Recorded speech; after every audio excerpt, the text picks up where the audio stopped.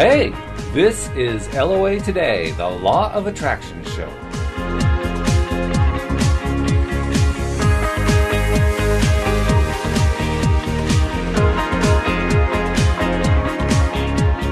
Welcome to LOA Today. Walt Thiessen and Joel Elston here. It's Thursday, October 27th, 2016. And we have a little bit of good news this week. Well, it's half the good news anyway. We now have a way for you to subscribe to our podcast. After all these years, we finally got this going, and that's my fault, Joel. I mean, I finally stopped putting it off and actually got it up there. But people can go to our website, loatoday.net, and you'll see the login right there. Not login, but subscription link to subscribe to the podcast, and it will subscribe using whatever podcast software your device uses. So this is great. This is exciting for us, Joel. I'm super excited, and as much help as I've been for our audience, which is none, no help at all on this process, other than encouraging you to do it. Very encouraging. I appreciate the encouragement. So it's I own having no skills in this process ahead of time. But I'm so happy that you have gotten us this far. And I use podcasts right now where I've cut out the news, and we've talked about that before. And in the beginning, I just stopped watching the news. Well, over the last several months, I added positive psychology, positive thinking, motivational speeches.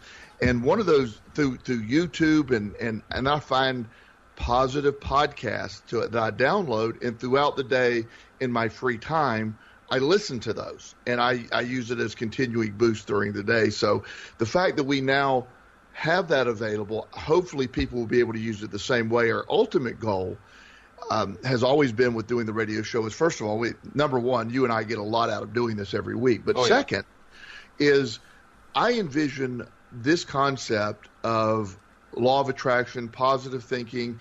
I would love to see a morning drive time show where we literally were able to have incoming calls, help people with the law of attraction, how to apply it in their life in a beneficial way.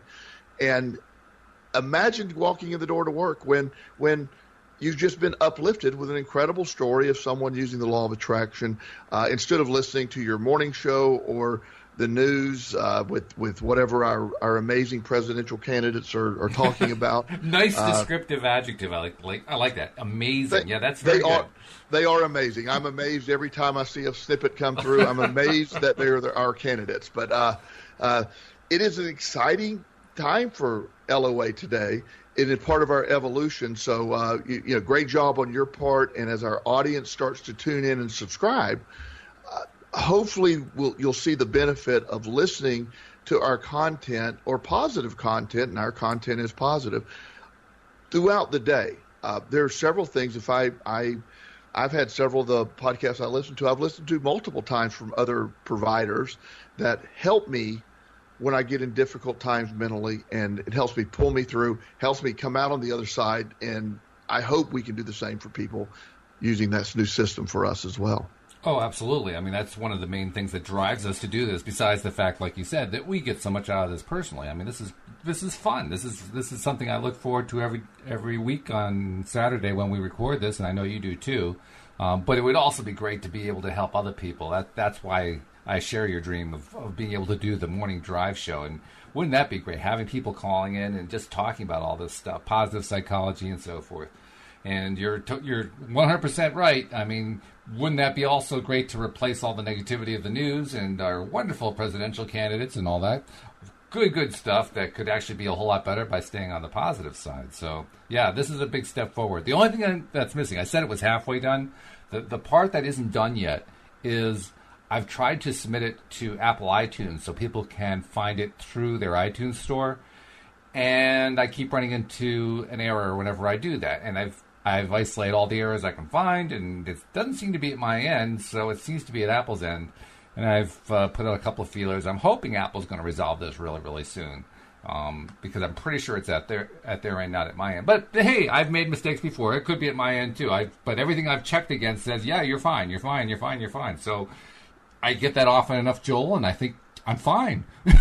Well, yes, and we'll get there. The fact that we've made this progress, or you made this progress, has been a great step forward. And I want to provide a tool, an additional tool, because the law of attraction is at work in all of our lives. The key is understanding how to use it to your benefit. The law of attraction has no emotion. It doesn't care which is right, which is wrong. It is. What you put out there, what you're feeling is what you're bringing. We say that every week in some form or fashion. This week I have a unique sort of update on it's not actually a new client I was having, but I saw this client twice this week. And the first time, it's a female, she's 27, and had 3 years of college. She wanted to be a school teacher. Her boyfriend broke up with her, and a bunch of chain of events happened that sort of got her out of school.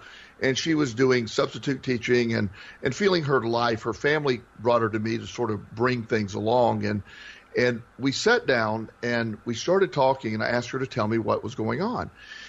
And and I didn't write it down. I didn't start counting until I realized that I needed to start counting. But she used my boyfriend did, blaming her boyfriend for all this stuff. Then she hasn't had this boyfriend for like 2 years, but it was obviously her focus on everything still.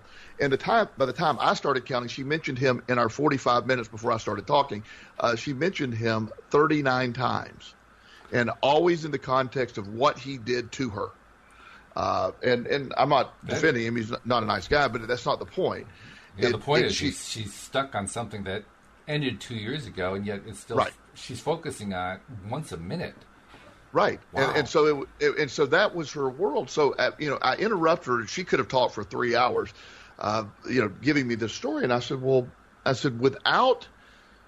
please tell me, without using your boyfriend's name or relating to him, what you are going through.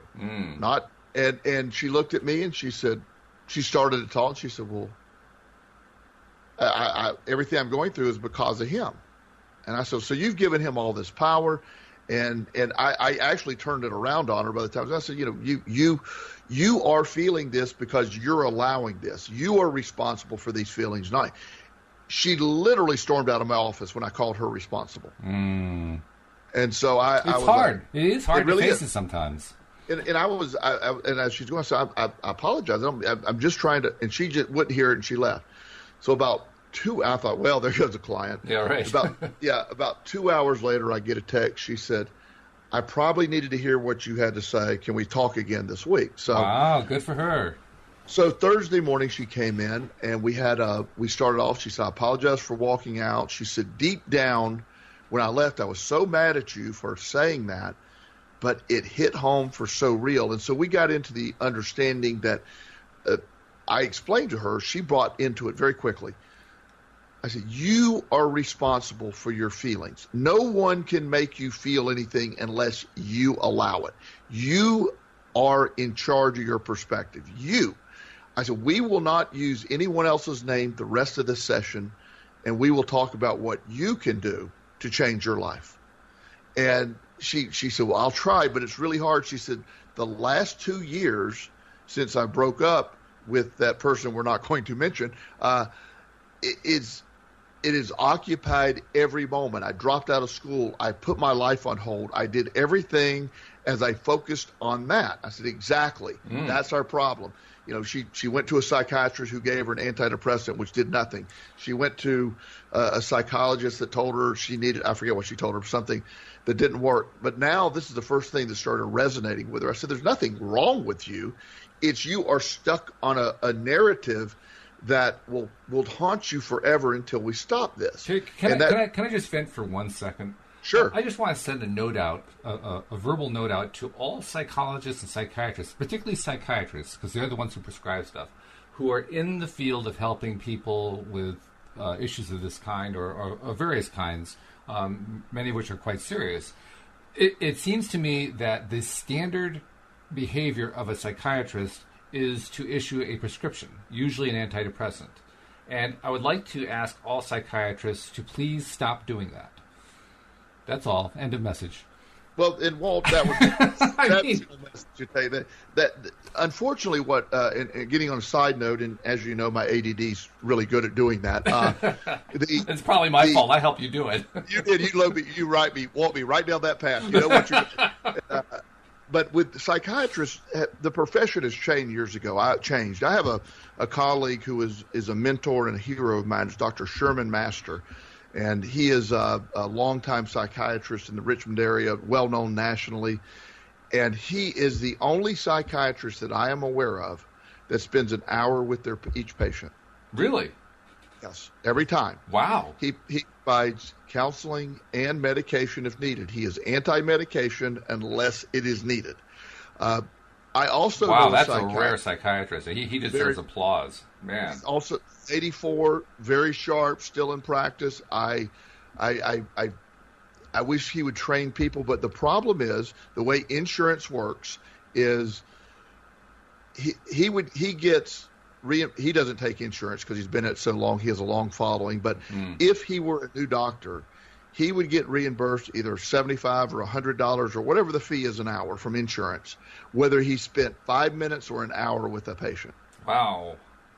So I have another acquaintance, he's not a friend I know, who I was at a dinner with one evening, he's a psychiatrist, who was bragging that he saw that day in an 8-hour period, he averaged 16 clients in an hour. Oh, jeez. And each one was billed, he was able to bill $75 for each of those. Oh, my goodness. And he was proud of himself. He walks in, tell me your symptoms, try this antidepressant, and we will come back in 2 weeks. If it's not working, we'll change it. That's what he did. You know, for non-doctors, for people who don't have the medical degree, those are called malware distributors. Yes. Yes. And so now that we go out of our dream sequence, let me get back. Right. Sorry, boy. I mean, that's way off track. Oh, my goodness. So, well, this lady did go to a psychiatrist who his only response was try an antidepressant. And that actually helped reinforce when the antidepressant didn't work, it helped reinforce her inner belief that she was really screwed up. And the truth is, an antidepressant can't fix the thoughts that you're in control of. It can't. It just doesn't happen. And so what she started doing, once we started talking, we were able, we worked on changing her inner dialogue. What is this about? And that isn't something that can happen very quickly. It is a process that you have to force it in the beginning. But I said, we have to stop allowing this X person in your life to occupy all this space, because you have created, and when I said this, she had this like huge flow of tears. And once I said, you have created the feeling of lack and loneliness, and you are repeating that daily. And once she heard that, and it resonated with her, a ton of tears came out. Wow. And she told me that she had isolated from her friends. Her mom has tried many things. And so my remedy was, I said, you need to call your friends together, explain what has happened, and decide to move forward. I want this to be the best weekend you've had in 2 years. And I want it to, and I don't care what you do. And we need to start having fun. We need to start laughing. We need to start rewriting the inner dialogue of your life. You will always be the woman that this man dumped, and you in an inappropriate way, and he cheated on her and did all these other things. I said, that's who you're going to be, or you can put a period behind that and let's start forward. And we use the inner dialogue talk, and I there's a term called neuro-linguistic programming, which is basically NLP. It's a classic old school mentality of there's many ways to do it, but it basically is creating a script for yourself and a mantra and believing it and calling yourself out on the negative thoughts. And I got a text from her last night about 11:30. I was in bed, but I got it this morning, and I'll read it to you right now. It said, "The greatest 2 days of my life, maybe ever, amazing." Wow. That's all she said. But the concept that nothing changed, she'd been to all these other people. And it isn't that I'm this genius that came up with this, because I didn't invent any of it, by the way. I'm just relaying the message. But the fact that nobody along the way had told her that you're in charge of all this. There's not a pill or the psychologist that she was seeing, the counselor, not the psychiatrist, the counselor, kept trying to figure out at what age was she molested. Now, she was never molested, but that counselor was determined to figure out when that happened.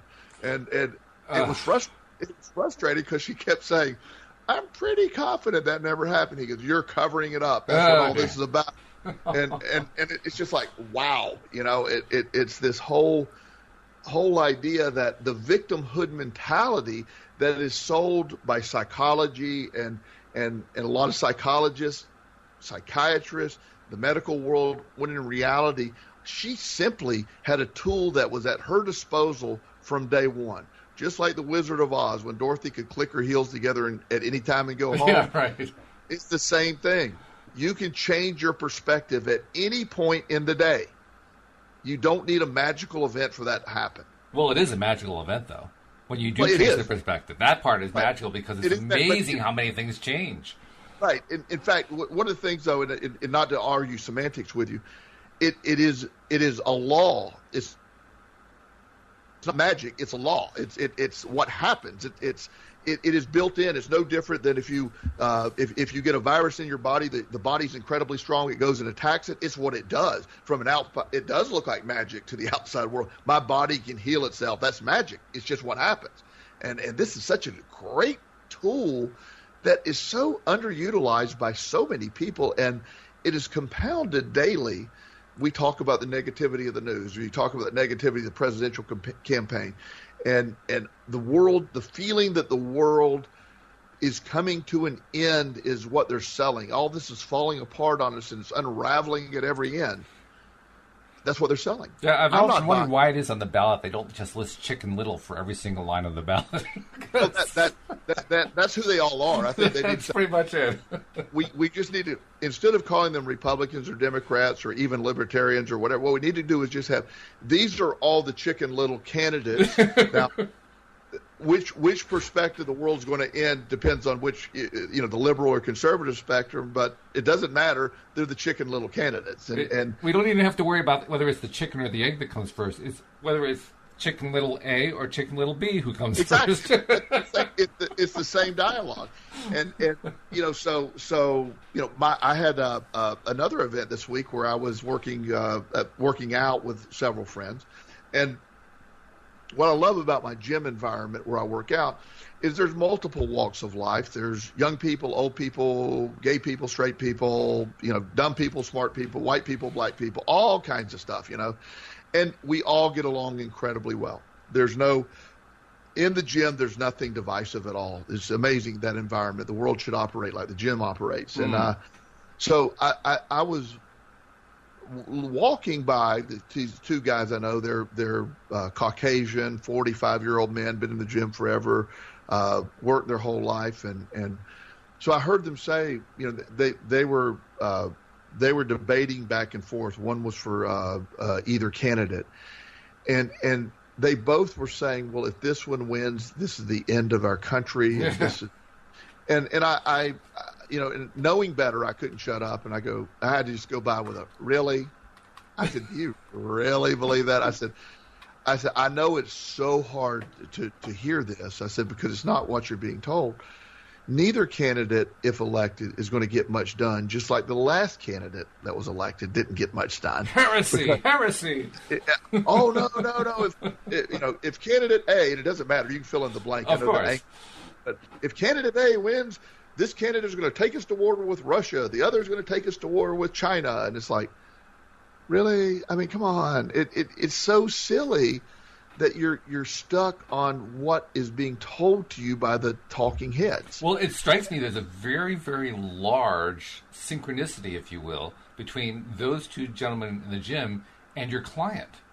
Because they keep telling themselves over and over and over again. And plus, they also get reinforcement from what's being told to them on the news and on the online discussions and in the social media over and over and over again, how terrible and how awful the things are that these other candidates are going to do, the bad candidate is going to do to you. And when that person is elected, all heck is going to break loose, and things are just going to get worse and worse and worse. it's no different from the message of the client of yours who kept talking about how it's the boyfriend who's going to keep causing all these problems that somehow continue after 2 years after they broke up, which is an amazingly powerful ex-boyfriend, I have to say. He's the Superman of all boyfriends, and what you've done, and I'm really glad that you actually brought. That was my point. The comparison of the two is the same thing.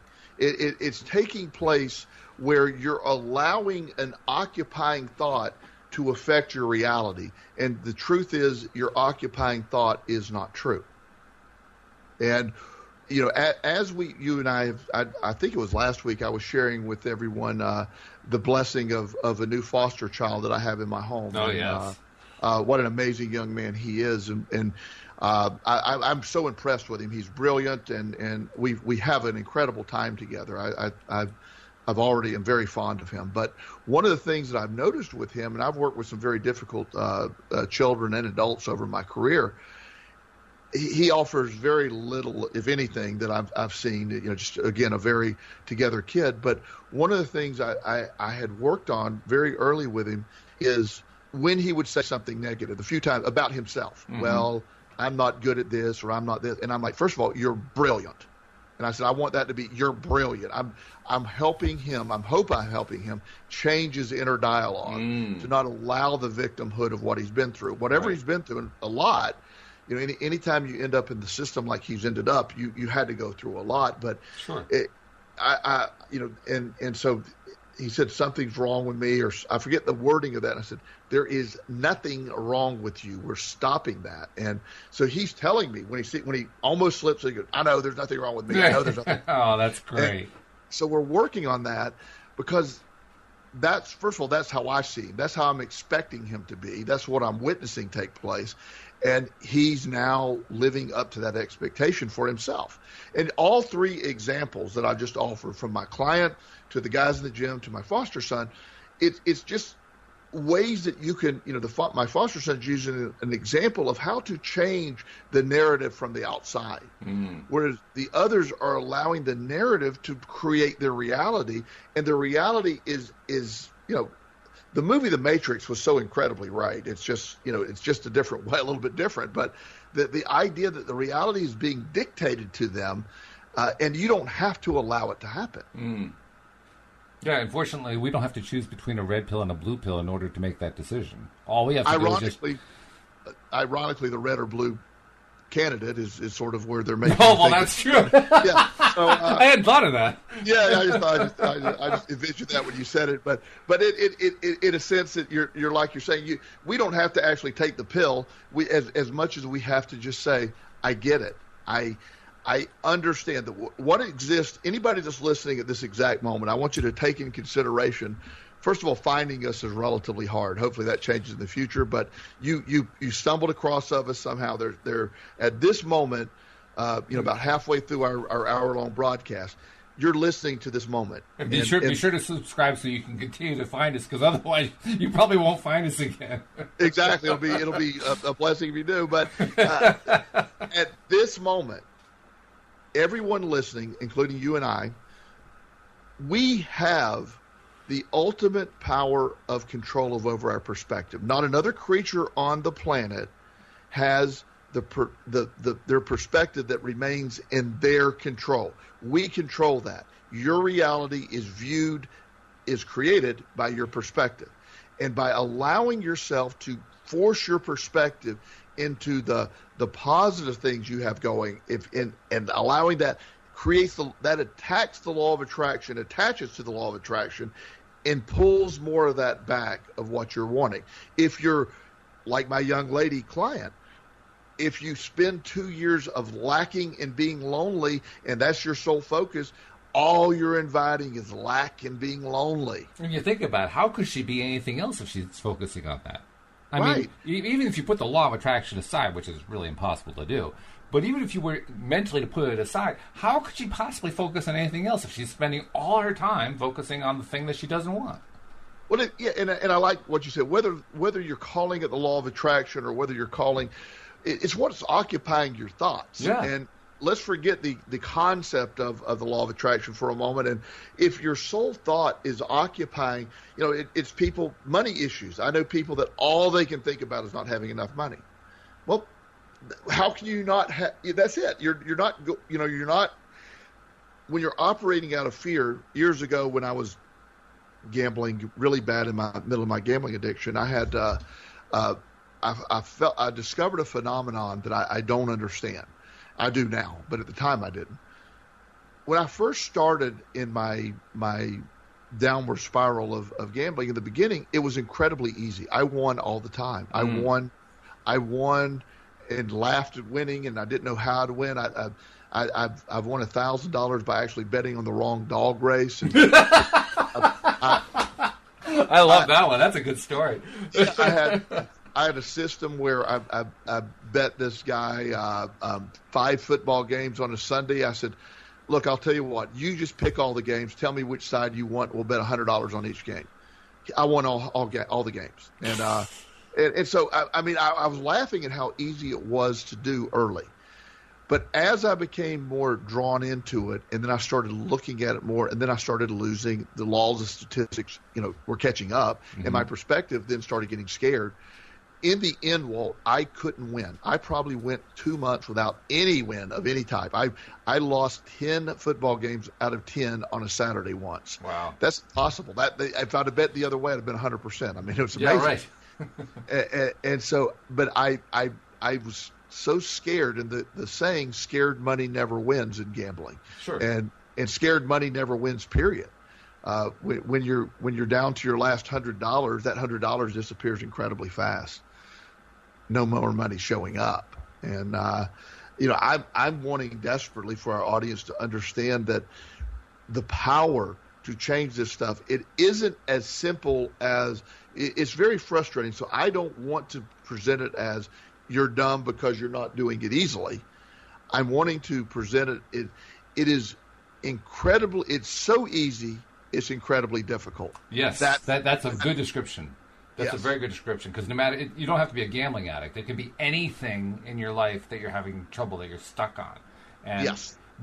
You know what the answer is now, because you've listened to us. So we've told you it. The answer is you got to change your inner dialogue and stop repeating the old dialogue that just keeps reinforcing it. But the funny part is when you're facing, okay, here I am, I'm in my day, and all of a sudden there goes that dialogue again going on in my head. I've got to change it now. It's easy to do, right? Why can't I change it? But it's so easy, but I can't change it. And that's the loop that gets played over and over. That's the human condition in my mind. That's the concept of why generations of poor people continue to be poor. That's why people who had their father leave when they were 2 become fathers who leave when their kids are 2. It oftentimes keeps repeating itself, because what you fear or what you think about is what you become and what you do. Mm-hmm. And what you experience becomes what you do too, because most people have not learned yet how to take control of their own thought processes. It does take a little time. It takes some practice. You have to try some things. You have to use some of the different exercises that the gurus teach. Things as simple as just being grateful for stuff that is in your life that you like. Appreciating the outdoors, appreciating people who are great in your life, appreciating your job, or if you don't like your job, the part that you do like. If there's something about your health that you don't like, you appreciate the part that you do like. If there's something about your wealth that you don't like, you appreciate the part that you do like. And just going through that exercise in all its different forms over and over and over and over again, that's how we learn how to take control of our own thoughts. The funny part is, I don't know if this was true for you, Joel, when you first started. When I first started, I was amazed at how short my attention span was. My attention span was about the same as that of a flea. I mean, I would notice and be excited about the fact that I'd actually noticed it. I would notice, I'm stuck in that negative thought process again. Okay, now I've got to apply something positive. So let's see, what can I apply? Well, I'm glad I live in this house. Great. Okay, I'm done.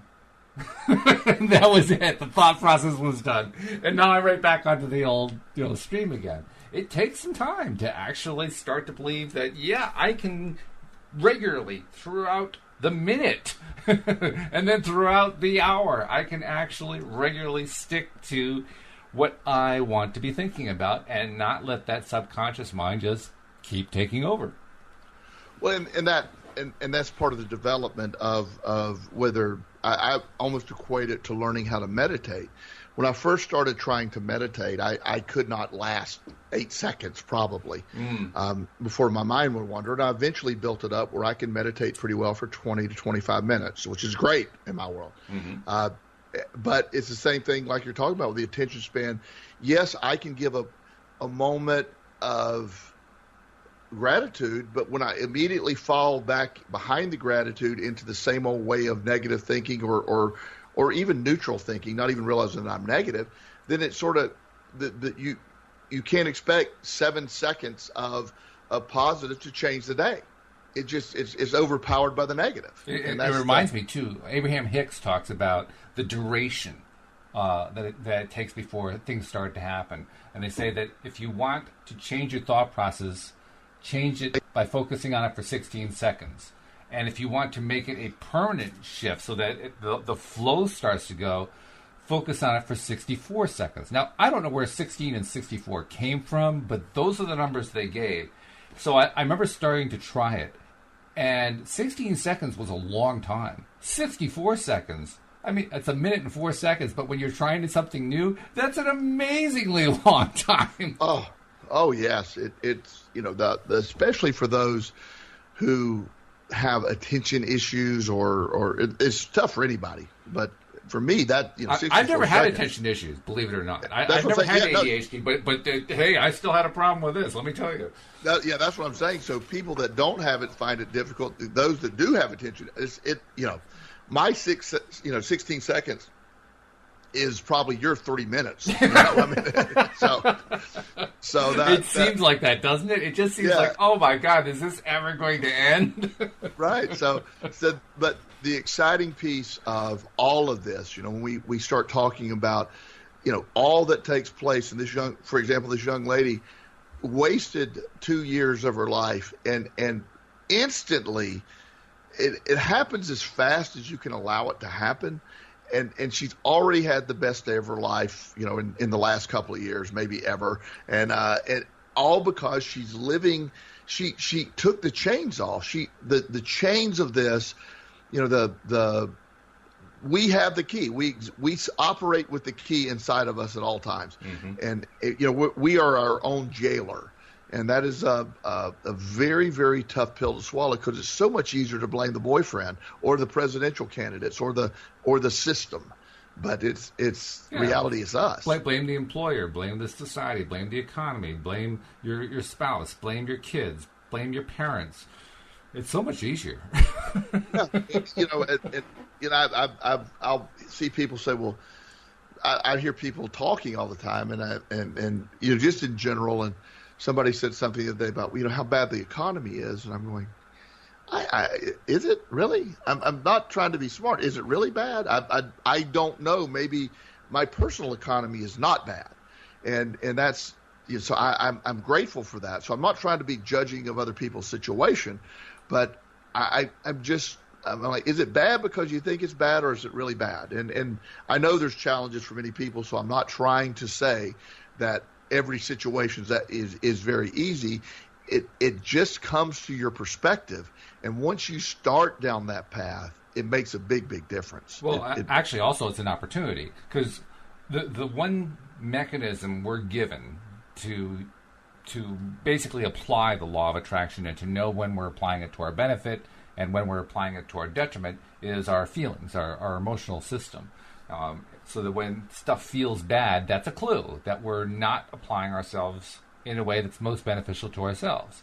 And when we're feeling good, that's the clue that what we're thinking about is the stuff that is most beneficial to ourselves. So when you're saying that the economy is bad, what you're really saying is, I don't feel good about the economy. That's an indicator. That's an indicator that what you're focusing on isn't the right thing to focus on. Right. And that's that during the Great Depression, there were many people that became millionaires, and they Which did seems it. counterintuitive. It does, but because so many people were focused on the negatives, the people that were able to sit back and there's several books of people who were poor before the Depression who became wealthy during the Depression, and their attitude was different. It was looking at it from a different perspective, a totally different perspective, and they brought more stuff in there. You know, it's just such an amazing thing. You know, I go to the opportunities that exist. I mean, one of the things I've told this story before, and it goes way back about this gentleman who was from a family that they had money, and it was really, really a great family, and he wanted to go out on his own from his family and do better than they did. So he heard about this bank in Cisco, Texas that was for sale, and he wanted to go buy this bank. And he was going to impress his family by getting in the banking business. So he goes down there and he stays at a hotel across the way from the bank, and he gets to know the staff at the hotel very well, excited and very positive, supporting. He said, well, boy, we hope you buy the bank. We hope you move here. And he really appreciates their support. And so he was there for a couple of days preparing for the meeting. So he goes to the meeting to try to buy the bank. And they just couldn't come to an agreement. It just wasn't going to happen. He was very disappointed. He had traveled all that way. This is many years ago. I think it's like 1919. All this took place, and he was very disappointed. So he went back to the hotel, and they were consoling him. He said, well, I'm going to go back a failure. And the conversations led. The hotel manager was there, and he said, I know this isn't why you came here, but this hotel is for sale. and he started talking, and the hotel he ended up, making a long story as short as possible, he ended up buying the hotel. The man's name was Conrad Hilton. Conrad Hilton. Yeah, I knew that story. Yeah. And the truth is the bank actually during the Depression went bankrupt. The hotel obviously created a multi-billion-dollar fortune for the family. And that is an example of, when you look, there's opportunity. When you get stuck on only one outcome, you're destined to be the fate of that outcome. But there's multiple streams of outcomes out there. And by the way, the fact that we were talking earlier about how difficult it can seem doesn't mean it has to be difficult. That's one slice of how people can experience stuff. But again, this comes down to our choice. We can also choose to get through it quickly. We can actually choose to make that shift quickly, and that's what your 27-year-old client did. She made the shift within the course of a day and changed her mindset so dramatically that not only did she take your advice and have a good time, but she had an amazingly good time, the best time she ever had, she described it. Well, that's because she made that big shift all at once and stuck to it. And yes. It actually isn't hard to do unless you decide that it's hard to do.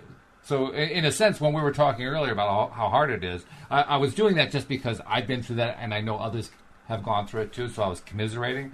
But by the same token, it isn't that hard to do.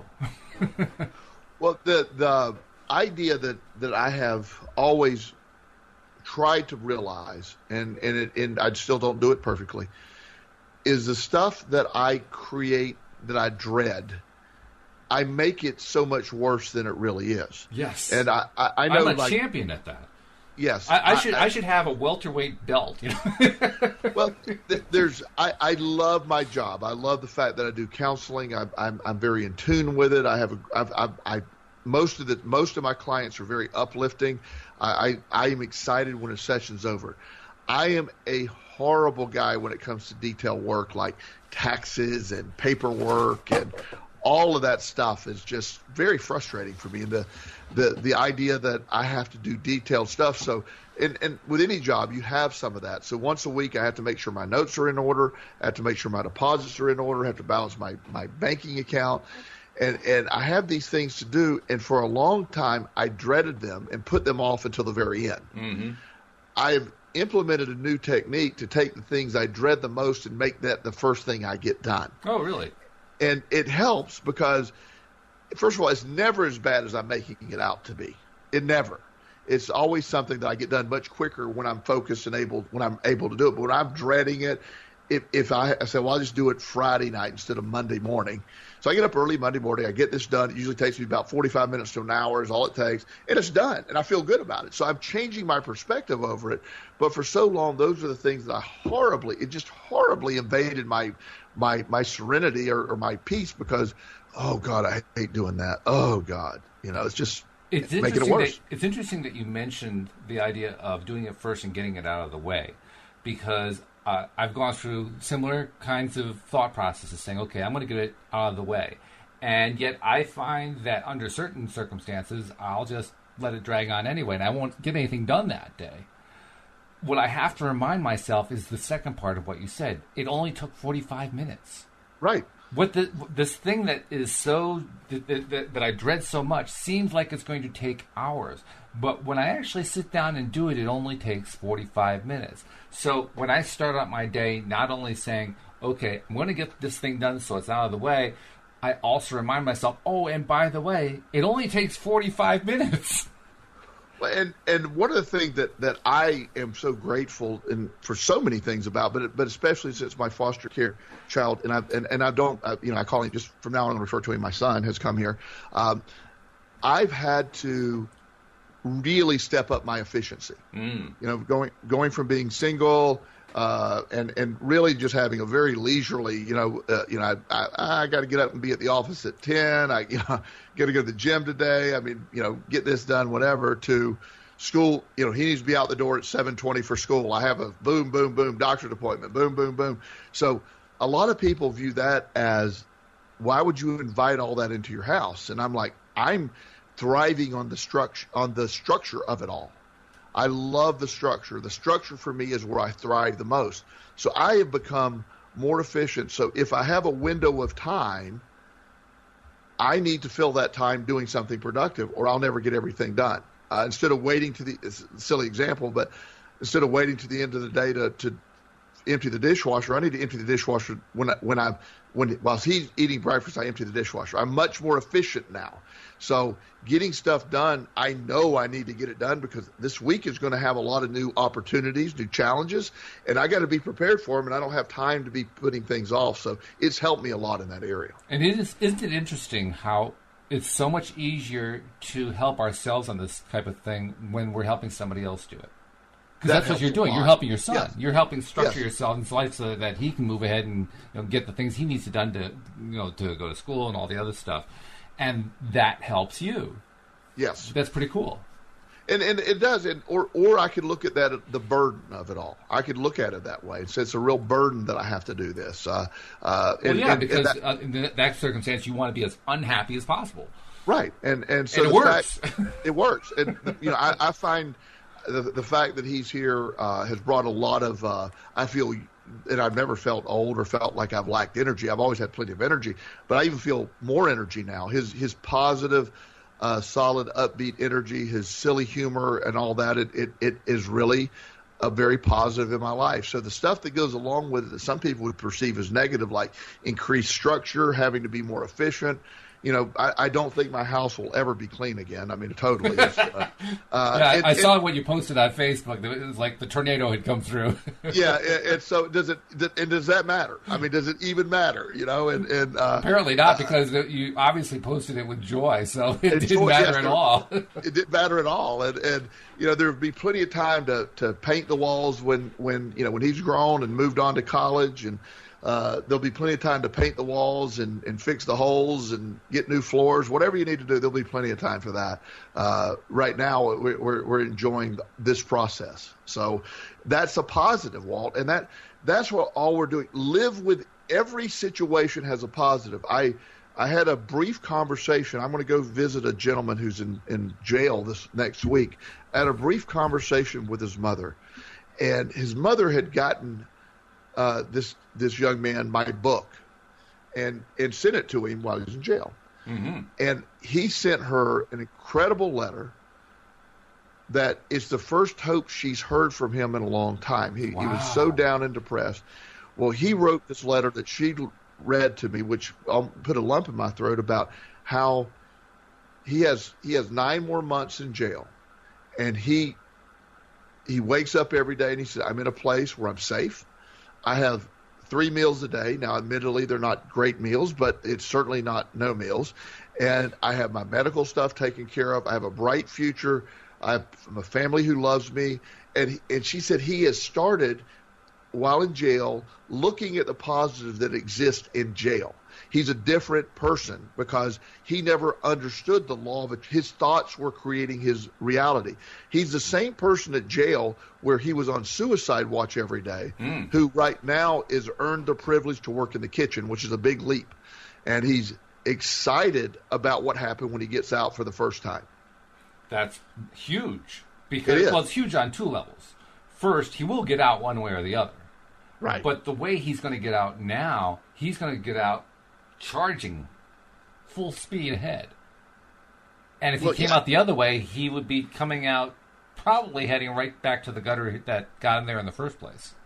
Exactly. And that's the thing that is so great to see, is you have this young man who sees his situation and was destined, due to his thinking pattern, to go back into an environment and probably create a scenario which he would definitely be going back to jail because he had no vision, right? Or he had no goal. And now he's excited about, when I get out, this is going to happen. He's also talking to the other inmates about, the law of attraction. She's ordered him the book, The Secret, and the Seth Speaks stuff, all that, and he's just eating it up and understanding. He said, I've searched for this my entire life. I've been praying to God for all my life. It has never felt like the right answer until right now. And I'm not taking credit for that.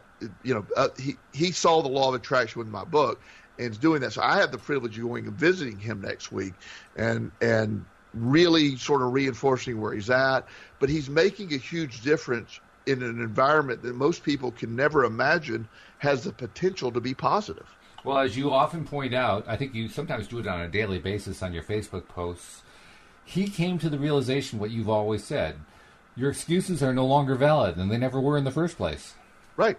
And that hurts. There's people that actually unfriend me when I post that sometimes. I'm sure that's true. I love doing it. In fact, if your 27-year-old client had seen that, she probably would have unfriended you. Unfriended me. And so this idea that once you hold that accountability, your excuses are not valid. I'm sorry. They don't mean anything, except they give you the excuse not to perform. Yes, a lot of stuff happens. I'm not minimalizing what happens. Your resilience and your attitude is in your control. You do that. You're in charge of that.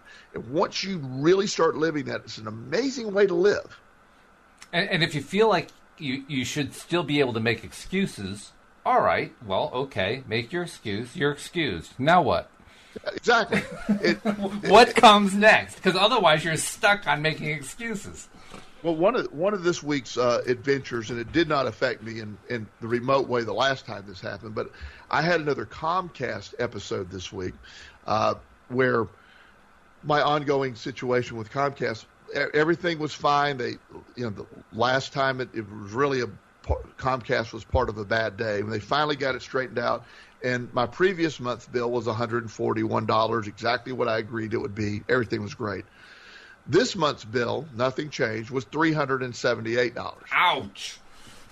So clearly we had a problem. Just a slight one, yes. Yeah, so I get on the phone, and I'm speaking with the Comcast, and I end up finding the solutions department, which has more authority. They have a solutions department? Well, that's that. They just recently named that. It used to be called the retention department, but they've renamed it the solution department. Okay. I it was a solution for them. I get it. Exactly. So I got on the phone, and I had a much different attitude this time, and I was able to. It did take me a little while to get it resolved, and when I hung up, I laughed. What was the difference in this call and the last call, where nothing was different? They were just as inefficient as they've ever been. Yeah. They weren't any really much more helpful than they've ever been. I had to wait forever for this stuff to happen. My attitude was the difference in this call, and I wasn't affected by this call at all. And there was no downward spiral. It was just part of a day. I was able to check it off the list of things to get done. It's going to be handled. And I have a guy's name and number and direct number and a supervisor's name. So if it didn't handle, I'll be able to deal with it in the future. Wow, that's such a different way than the last call went. And all that changed, Walt, was my perspective. All. That's all. That's everything. That's everything, exactly.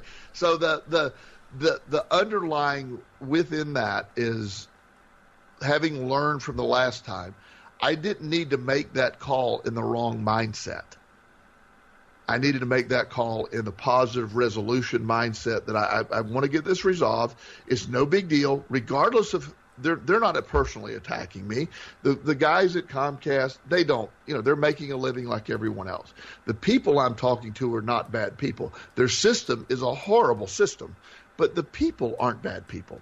And I try to remember that.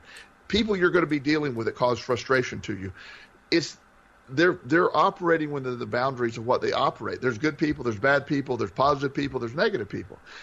At the end of the day, your response to them is your response and in your control. And by the way, it's not like their system is actually truly horrible. I mean, going through all that stuff can be very horrible. But hey, the thing works most of the time, so it can't really. Absolutely. It's not actually horrible. It's just when things aren't working the way you want them to, that's when it seems like they're horrible. Well, their customer service system is horrible. It is. What I mean by that is they don't. The people aren't. But the way it's set up, how they have to transfer you multiple times, how you have to. It's not. Horrible is a strong word. It's not streamlined in an efficient manner. It's not efficient. Yeah, that I think exactly. is true. That's true. Whereas I will be honest with you, I love the Comcast quality of the show. They have this voice remote now that I just say what I want to happen and it does automatically. Used to have to program a remote to program a show. I just say, record this show. It'll record it. Amazing. So I love their product. It's an incredible product. By the way, I got to tell you, it's not Comcast. It's Frontier. It's a fiber optic internet provider service. So it's not identical to a cable service, but it's similar. And this is an odyssey that I went through over the last 4 to 6 weeks, something like that. Which very gratefully it ended about 3 weeks ago, maybe 4 weeks ago. But there was like a 2-week period there where I was going nuts. What happened was we have the way we're set up here. We've got a TV that's hooked in through a Wi-Fi type connection. And that Wi-Fi connection went out. So, okay, got to diagnose that. And as you've alluded to a few times, I actually have some technical skills, so I was able to, solve some of it. But some of it I just couldn't figure out a way to fix. So, obviously, I had to call their customer service. And it was very much the same kind of thing, being passed along, click, hand off, hold, please, all that kind of stuff. And then when you talk to somebody, you didn't really seem to get anywhere. Well, funny thing happened. When I had to do numerous phone calls over the course of about a 2-week period. When I made the phone calls and was not feeling good about it, I would get the usual run-of-the-mill, being passed along, nobody really has an answer kind of a situation. When I got myself into a better frame of mind, I would tend to get better results. And then there was one day where I got myself into a really good frame of mind starting off the day, and then the problem recurred, and I said, why is it happening again? I don't understand. But this time I stayed in that positive frame of mind. Got on the phone with them once more, and they said, well, we'll send somebody out there because this is there was a chain of events that made it possible for them to send somebody out without actually charging me $150 to have them come out. So they came out. Come to find out that as I had been going through all the steps of trying to test things and unplug and plug things and all that to make sure everything worked, I had plugged something into the wrong port. Oh. Now, it was a perfectly innocent mistake, and it came from, essentially trying to follow the directions of 15 different people who are trying to help me figure stuff out, and, oh, yeah, I'll do that, sure, I'll do that, and somewhere along the way, I just plugged it into the wrong port. He plugged it into the right port, and within minutes, it was working again, and has worked ever since. Interesting thing, though, I didn't get that information until I was in a positive frame of mind. Absolutely. That's very significant stuff right there. The important information about the mistake I made didn't even show up until I got into a positive frame of mind. Well, actually, it was probably there all along, but I couldn't possibly see it because I was in a negative frame of mind. I had a conversation actually before we recorded today that with a client who was having a very difficult time hearing what I was saying, and he kept saying, "But you don't understand." And I had to stop, and I had to repeat for him word for word in detail what he had told me, and said, "I heard every word you said. The problem is you're so convinced that I haven't heard you that you're not listening to me." And once I could click his brain, help him click his brain to that side, he said, "Oh, okay. So he's fine. It worked out well." But a lot of that is this internal stuff when you're convinced of one outcome, like you're talking about, or you're in that negative, I gotta blah, blah, blah, blah, blah. And it isn't until you get to that mindset where you can truly hear what is wrong or hear what's right in this case. Right. And so I'm excited that these tools exist. We don't put ourselves in a position to use them all the time, but once we do, what an incredible way to live, because we do live in such a world where there's an abundance and there's so much available and so much information, and there's a lot of positive learning. And I actually got to see a microscopic view of what an endorphin looks like and how it operates in the brain. And I'm like, let's take a moment to realize I just watched an endorphin at work. That's pretty special, to say the least. Yeah. I mean, at what time in history, while we knew about endorphins, at what time in history have we had the technology to witness an endorphin at work? What an incredible thing. Now, most people dismiss that as whatever, but I'm fascinated by that. I'm so pleased to be alive at a time where I can watch an endorphin work. It's truly remarkable. I mean, yes. There was a time when that was considered inconceivable. Well, yeah, in fact, it was just a hypothesis. Endorphins were a hypothesis for a long time, and it moved into science, and now we can see it. But and the reason I even use that example is there's so much out there to tune into. It's amazing that we have been conditioned. We can be conditioned to tune into the negative, but the amazing part to me is we can tune into so much positive, be fascinated. I said last week, and I continue this week, I make it a point to say wow once a day. I want to be wowed by something once a day. And today with my endorphins, I was like, wow. Yeah, that's a big wow. That's a big wow. Well, here's another wow. A really big wow is kind of along the line of what we've just been describing here. There is a tremendous consistency in life. And we are very good. We have been trained. We have trained ourselves very effectively to consistently get negative results in our lives. Our society trains us on that. Our parents train us on that. Our schools train us on that. Our work environments train us on that. Our friends, our family, I mean, you just name it. It's an endless list that trains us on that. We're very good at it. Here's the remarkable thing. Look how consistent we are. The Absolutely. Consistency is unbelievable. Yes. And to have consistently bad results that come out of it. That actually, I found that at one point in my life to be reassuring, because what it told me was, yeah, I know I'm on the wrong track here, but at least I know that being on the wrong track will consistently keep you on the wrong track. Now I know the universe makes sense. It actually does have a rationality to it. So now it's just a question of learning how to stay on the positive track. Walt, I tell you, one of the most reinforcing things this week, and it actually happened on the opposite side of the law of attraction for me, but it wasn't a horrible thing. My son had a cold, and he happened to have a doctor's appointment scheduled that day anyway. So we had a 2:30 appointment. I get there, and this is his first time at the doctor, so I'm having that initial fill out all the paperwork. Yeah, right. And so I was waiting for her. After you sign in, I know I got to go back to the desk. So I'm just standing. So I'm standing, and I'm thinking. So I say to him, I'll just sit down, but as soon as I sit down, she's going to call me. Literally, the moment my butt hit the seat, she said, "Mr. Elston?" I'm like, and I laughed, and he goes, "Did you know she was going to?" I said, I actually created that. and I explained it to him, but he was fascinated that he somehow thought I had some. I said, well, it is real, but it isn't what you're thinking. I didn't. It's called the law of attraction, and unfortunately we're out of time, but it's been a pleasure as usual, and we'll see you all next time here on LOA Today. Goodbye, everybody.